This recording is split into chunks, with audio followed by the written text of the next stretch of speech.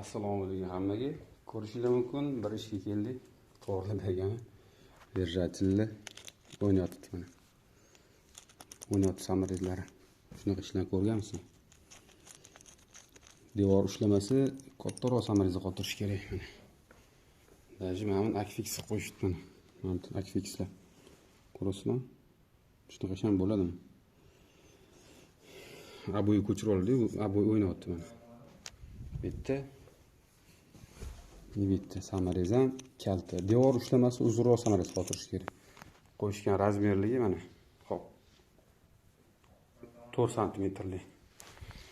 Buni kamida 7 santimetrlik samolyotga qotirish kerak. Ostiga ko'rsam, o'zimni osilyapti. Держатель. Nimaga bo'lyapti? Opa.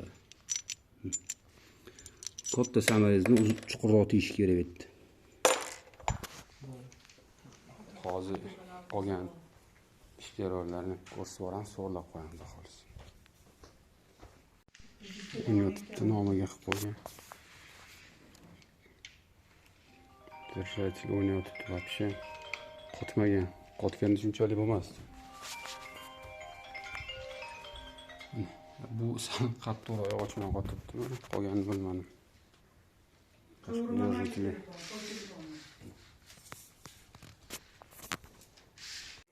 Ko'rishlar mumkin, держатель dahshat bor. Kulgi qistovdi. Yo'l toshga nima gap bo'lyapti? Hozir shuni to'g'rilaymiz. Bizda oldingi kelganlar ham qiynalgan, o'zi qila olmagan, o'zi qilsa bo'lardi. Shu ishni to'g'rilaymiz. Держатель ushlamayapti bittasi ham. Ko'rishlar mumkin, mushnik qotib qo'ydim. O'yimni bunday qilganda o'ynatdim. Nagurska berolmay qoldi. Mana normallik qilmayapti. Endi odam ostlariga emas, pardani uruvinida normal ishib turadi. Og'irligini. Normal turibdi. Boya o'ynayotdi, buni ko'rgan bo'lsanglar.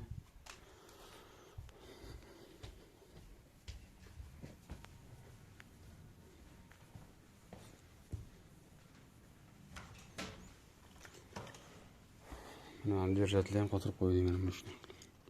Endi orqasidagi bu o'zi oldin bo'lgan edi bular. Ma'muli ham boya ko'rgan держатель, endi buni o'ziga endi attachment taqib qo'yishadi, qotdi mushnik bo'lib.